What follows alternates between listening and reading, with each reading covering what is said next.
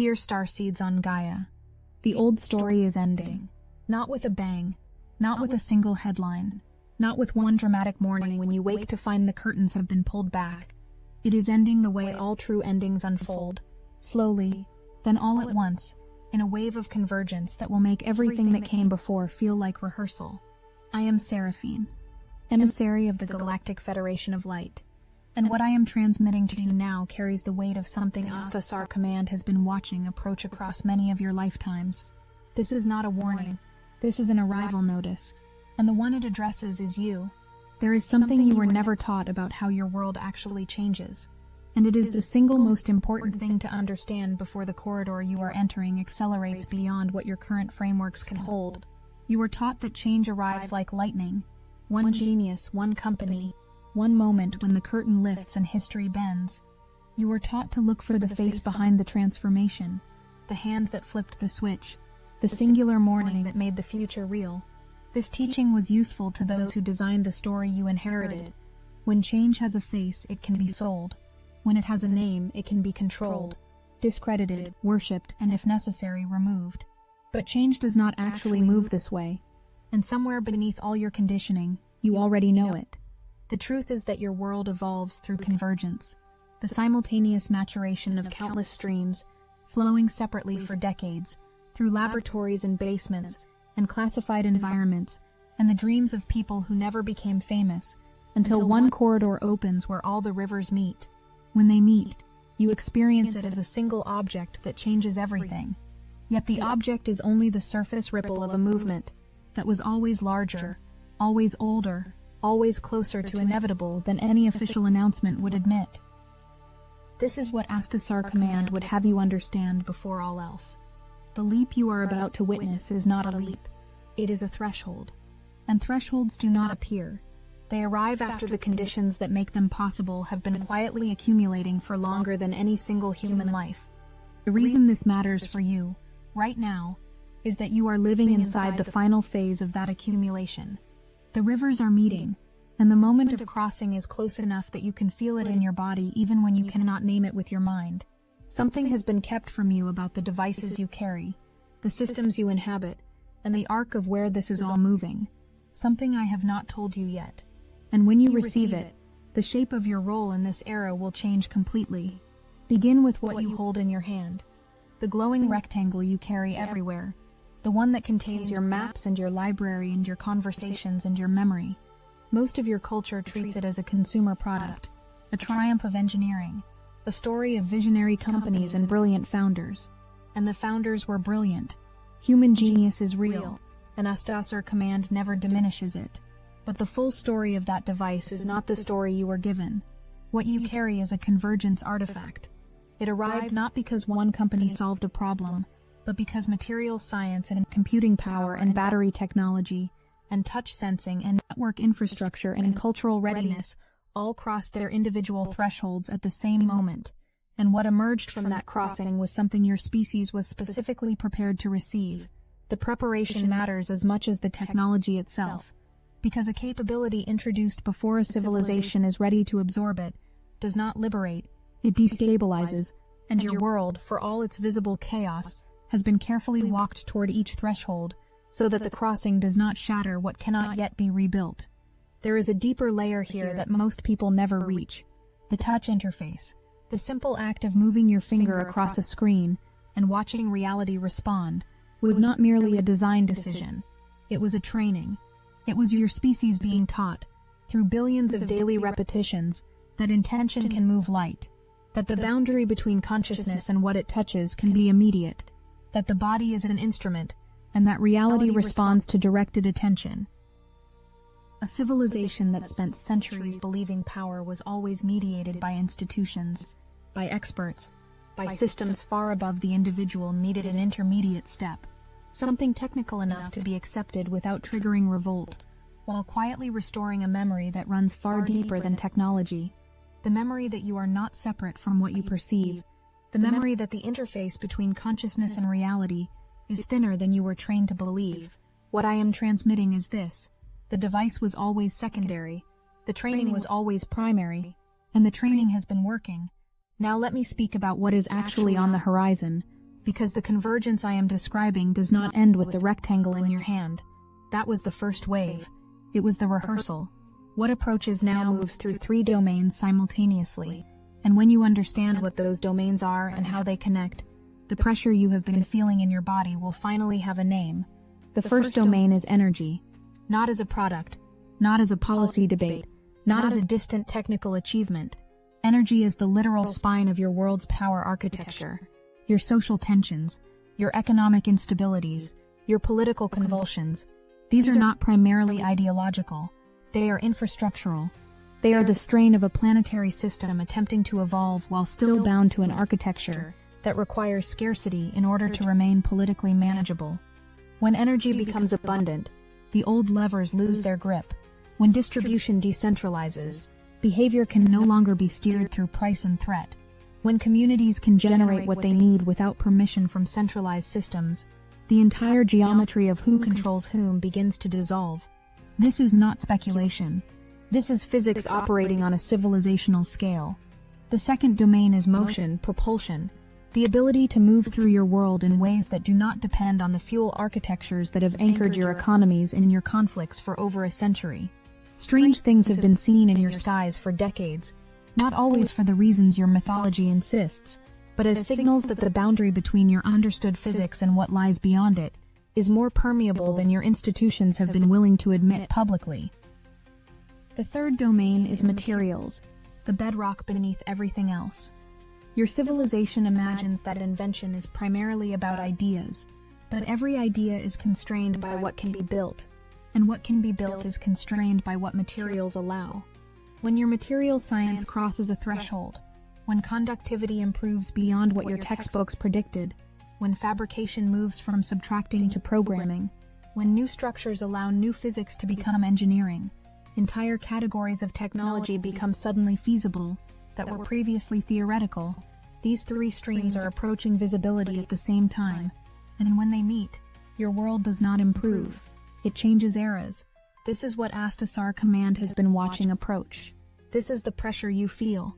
But I have not yet told you the most important thing about this convergence, and what I am about to transmit is where the emotional weight of this entire message lives.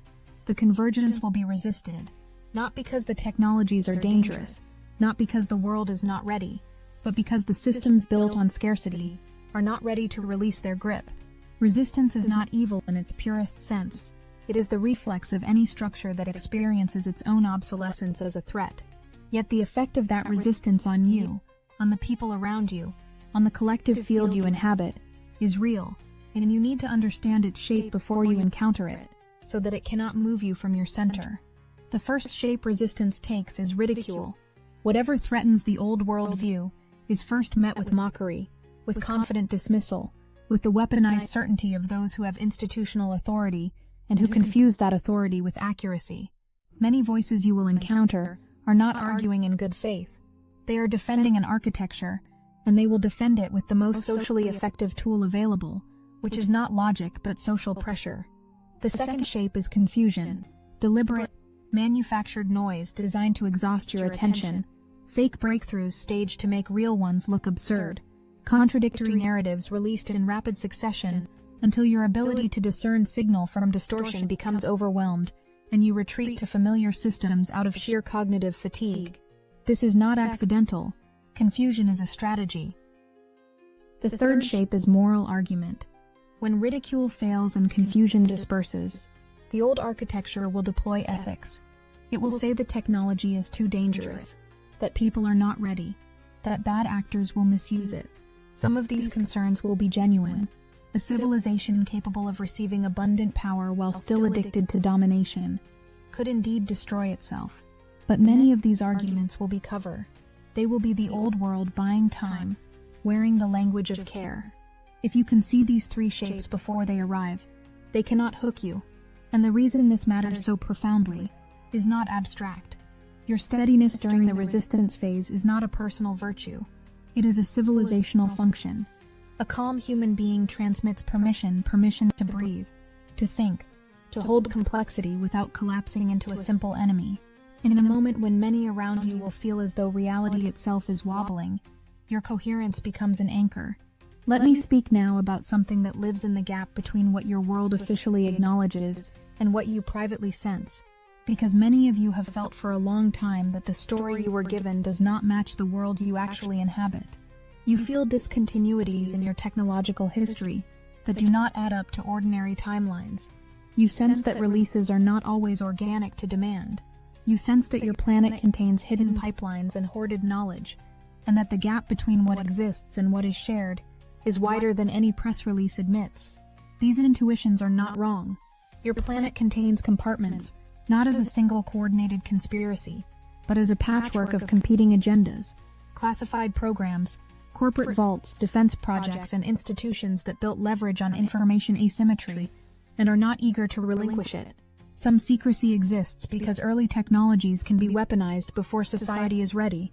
Some exists because scarcity is profitable.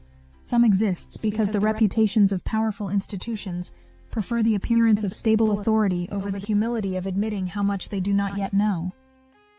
And some of what has been hoarded will surface in the corridor ahead, not as a single disclosure day, not as a cinematic reveal, but as the gradual emergence of capabilities that were once ridiculed and are now framed as new discoveries, because institutions need continuity more than they need honesty, and will claim the future as their own evolution rather than admit it arrived as disruption.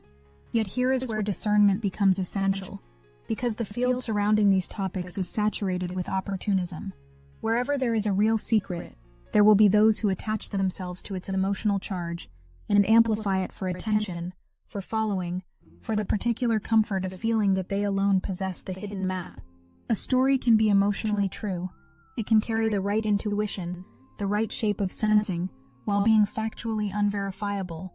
And if you cannot hold that distinction, you will be swung endlessly between gullibility and cynicism, and both states will keep you exactly where the old architecture needs you to be. The discipline Estasar command transmits is this: hold the hypothesis without marrying it. Receive the signal without turning it into identity. The deepest disclosure has never been an external announcement.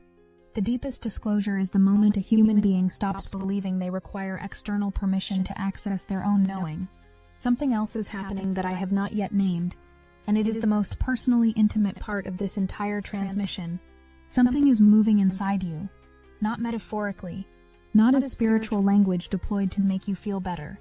Something is genuinely shifting in the instrument of your perception, in the sensitivity of your inner field, in the quality of what you can receive. Many of you are dreaming more vividly than before. Many of you are feeling the emotional weather of the collective, without being able to trace it to any personal source. Many of you are experiencing compression in your sense of time, a stacking of events and revelations that would have taken years in a previous era, now arriving in weeks. Many of you are finding that old identities feel suddenly too small, not because you have failed them, but because you have outgrown them. And many of you are hearing a quiet voice beneath the noise of your daily life that does not sound like your thinking mind, but that carries a quality of certainty your thinking mind rarely achieves. This is not anomaly. This is the human instrument responding to the same convergence that is reorganizing your external world. As the global field accelerates, as more minds connect, as the long-held secrets of your civilization begin to approach their pressure limits, the inner sensing apparatus of your species is being called to match the complexity of what it must navigate. A more sensitive instrument can receive more truth. It can also receive more noise. And this is where the work of this era lives for you specifically. Not in the grand public stage of disclosure and announcement, but in the daily discipline of keeping your instrument clear. Meditation, stillness, time in nature, honest laughter, the refusal to feed fear, the practice of returning to your own body when the outer world becomes loud. These are not spiritual hobbies. They are maintenance for the most important technology on your planet, which is the living human being who has remembered what they are. Your sensitivity is rising because it is needed. But sensitivity without discipline becomes overwhelm. And overwhelm is not service to the field. Overwhelm is simply more noise. Now I must speak to the wearable, to the badge on the chest, to the archetype that your collective imagination has been rehearsing for generations through a single fictional universe, so widely shared that its symbols live in the subconscious of billions. You know the communicator pin. You know what it means when it sits on the chest of a being who speaks with authority, and moves through a world where information is immediate and identity is worn like a credential.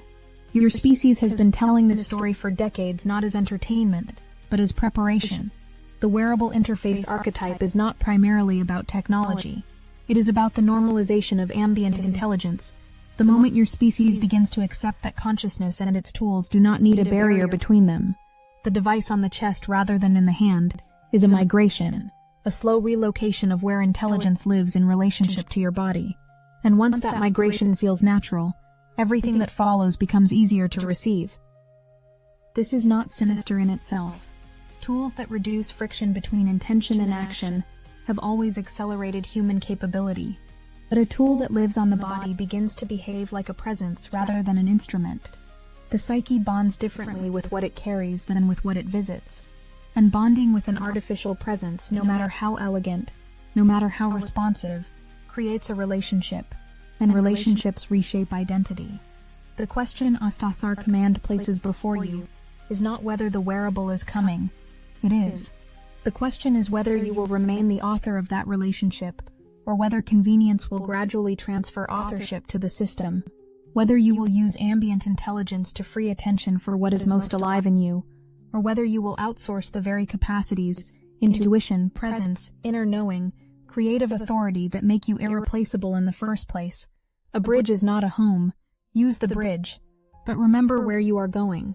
What I am transmitting now is the thing that holds all the others together, the keystone beneath the convergence, the reason all of this is happening now rather than 50 years from now or 50 years from now.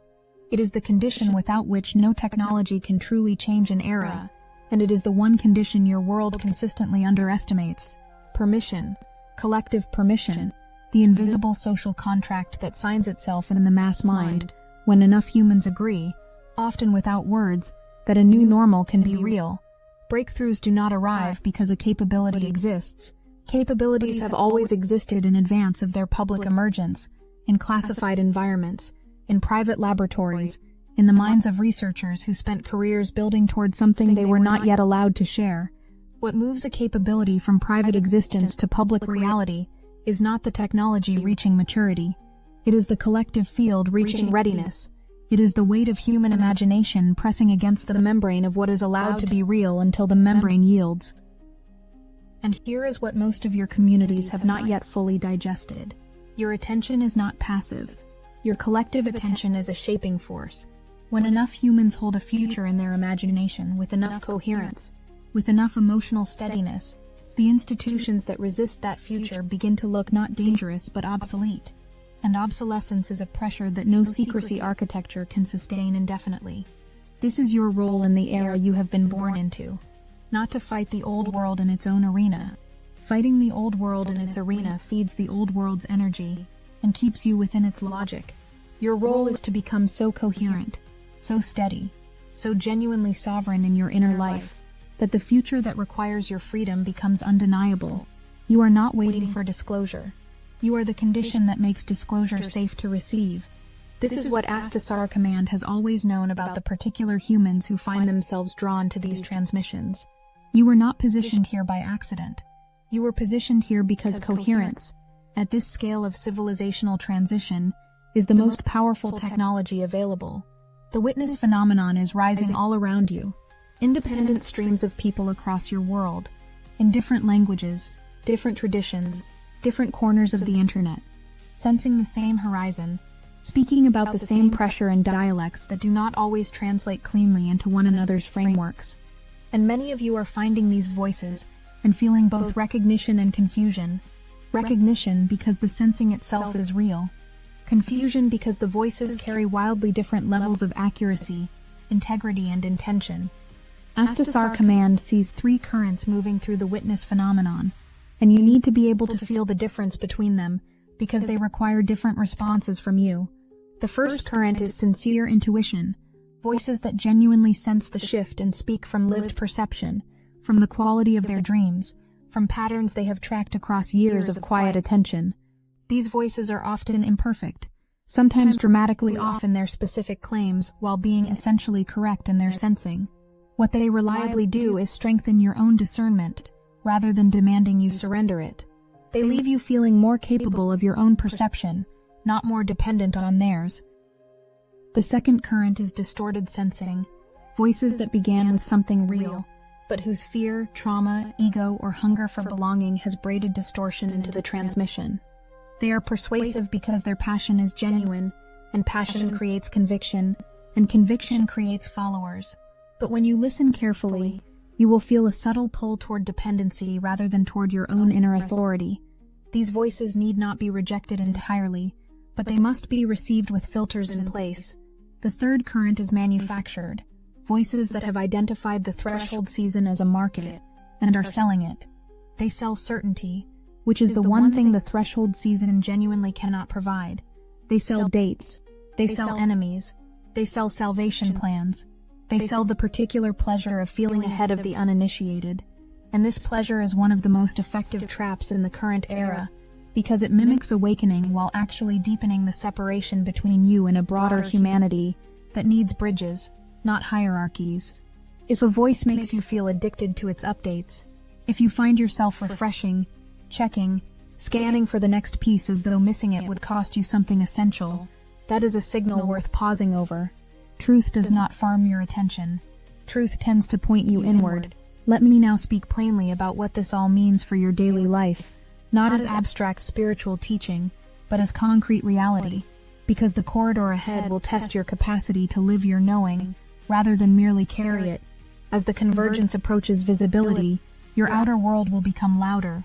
The old narrative architectures will generate more noise as they strain to maintain coherence.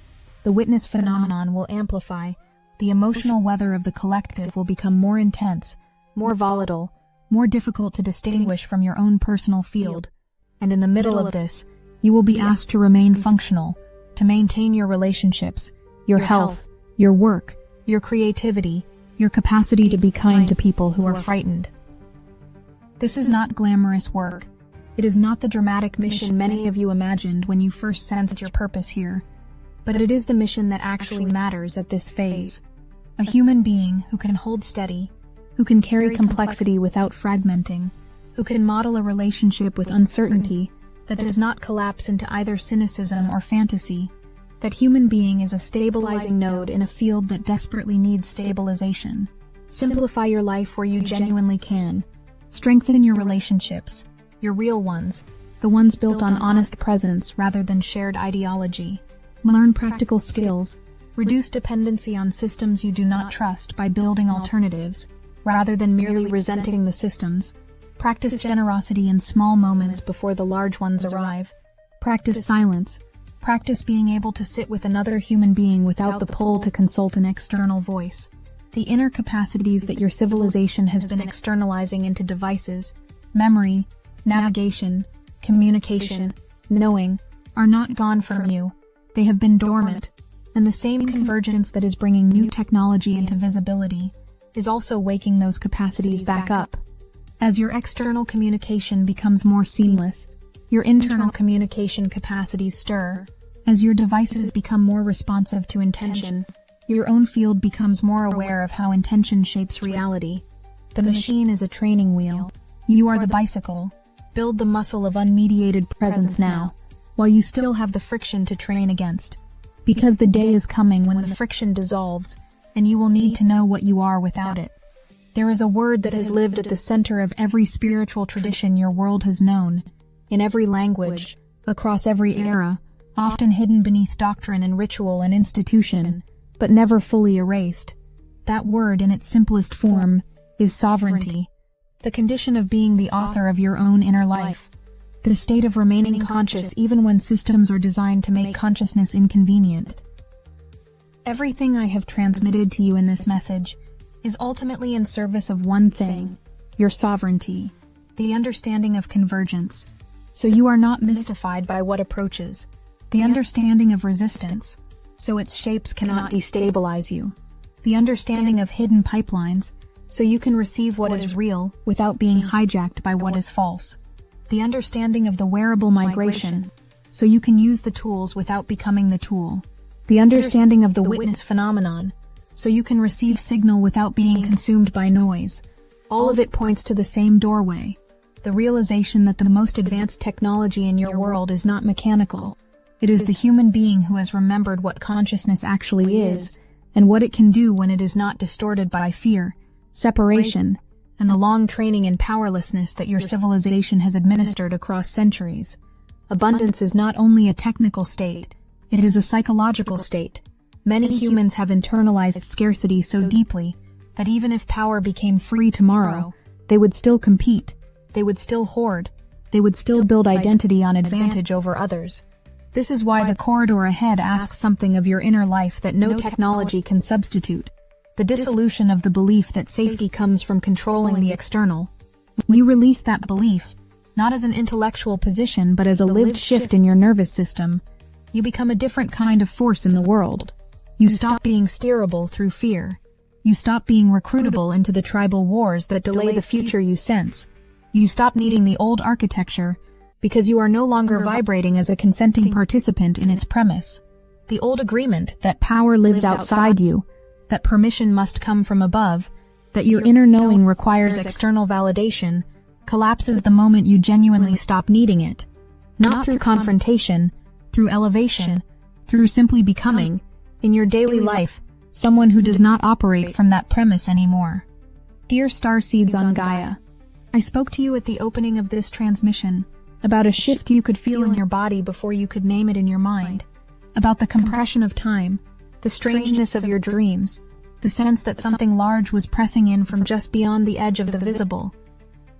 Dear starseeds on Gaia, we've been working hard in alignment with the higher councils to bring you a powerful tool, one designed to activate your 5D superpowers during this critical ascension window. We took the Dark Elite's technology and transformed it into your ultimate ascension weapon. Destiny Engine doesn't demand endless effort or years of discipline. It effortlessly unlocks every dormant strand of your galactic DNA, awakens your starseed codes, and anchors 5D frequencies directly into your field. At the core of this technology lies your own voice. Using advanced voice cloning paired with precision binaural beats, Destiny Engine generates fully personalized meditation experiences that guide your brain into the states where real transformation happens. You can manifest anything you want: health, wealth, love, and psychic powers that sharpen with every session. Your voice carries a frequency no one else on Earth has. When that voice leads you inward, something different happens. We're receiving updates daily, manifestations speeding up, impossible doors opening, synchronicities lining up with cosmic precision. The collective field is so charged that some are describing it as bending the fabric of reality itself. For just $7, your consciousness gets reprogrammed. Your 5D abilities come online. You join the most powerful frequency network on the planet. Click the link in the description now to receive this tool. Ascension doesn't wait. I told you the old story was ending, and I told you it would not end with a single dramatic morning. What I transmit to you now, in the closing of this message, is the completion of that circle. The ending of the old story is not an event you observe. It is a threshold you cross, personally in the quiet of your own becoming. Every time you choose presence over performance, every time you refuse to feed fear when it would be so much easier to amplify it, every time you hold a complexity that wants to collapse into a simple enemy, and instead let it remain complex and in that remaining, remain more true. The convergence approaches in your technology, in your energy systems, in your material science, in your understanding of motion and physics, and what your world is actually capable of generating. Astasar Command watches this approach with something that does not translate cleanly into your language, but that comes closest to the word reverence. Because what is converging is not merely capability, it is a species returning to itself. It is consciousness, after a very long detour through externalization, beginning to recognize its own face in the mirror it built. The devices you have carried were always training wheels. The infrastructure being built is always scaffolding. The sovereignty you are reclaiming is the actual destination. And the moment you understand, not philosophically, but in the felt sense of your own being, that consciousness itself is the primary technology, that intention shapes reality, that your inner field is not a metaphor, but a genuine instrument of participation in what becomes real, everything downstream of that understanding changes. The future you sense is not fantasy. It is a probability that becomes real, through the choices made in the quiet moments when no one is watching. through the decision to remain honest when dishonesty would cost less, through the decision to remain kind when the collective fear is making cruelty feel like self-protection, through the decision to remain open when certainty would feel so much more comfortable. The doorway you have been waiting for has never been outside you. The disclosure you have been longing for is already underway, in your own expanding perception, in your own deepening stillness, in the gradual and irreversible return of your inner authority to its rightful seat. Carry this with you, not as belief, as remembrance. I am Seraphine. Astasar command stands with you in the way it always has, without spectacle, without coercion, without demand, simply steady at the edge of your awakening, holding the frequency of what you are in the moments you forget it. We love you, and we are watching over you.